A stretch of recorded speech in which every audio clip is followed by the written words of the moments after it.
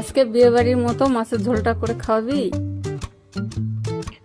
আচ্ছা, তাহলে চলো আজকে বিয়ে বাড়ির মতনই রান্না করে তোমাকে খাওয়াই। প্রথমে আলুগুলোকে ডুমো ডুমো করে কেটে নিয়েছি এবং জল দিয়ে ধুয়ে নিয়েছি। এরপরে মাছগুলোকে পরিষ্কার করে নিয়ে লবণ হলুদ দিয়ে ম্যারিনেট করেছি। কড়াইয়ে তেল গরম করে মাছগুলোকে ভালো করে লাল লাল করে ভেজে নেব।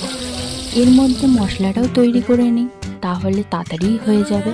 তো মশলার জন্য নিয়েছি আদা, জিরে, এলাচ এবং স্টার অ্যাসেন্স ও দারচিনি অল্পটুকু। এরপরে তার মধ্যে শুকনো লঙ্কা এবং জল দিয়ে ভালো করে পেস্ট করে নেব।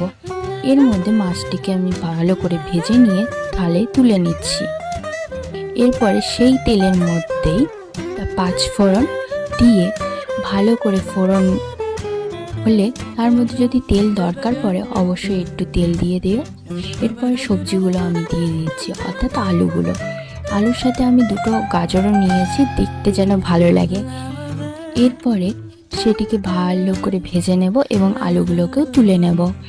এরপরে যে মধ্যে পেঁয়াজ এবং রসুন কুচি কুচি করে দিয়ে দেবো, আর তার মধ্যে লবণ হলুদ দিয়ে ভালো করে পেঁয়াজটিকে ভেজে নেব। স্বাদ মতো লবণ দেবে। ভাজা হয়ে গেলে তার মধ্যে বাটা মশলাটি ঢেলে দেব এবং মশলাটিকে কষবো যতক্ষণ না তেল বেরিয়ে আসছে।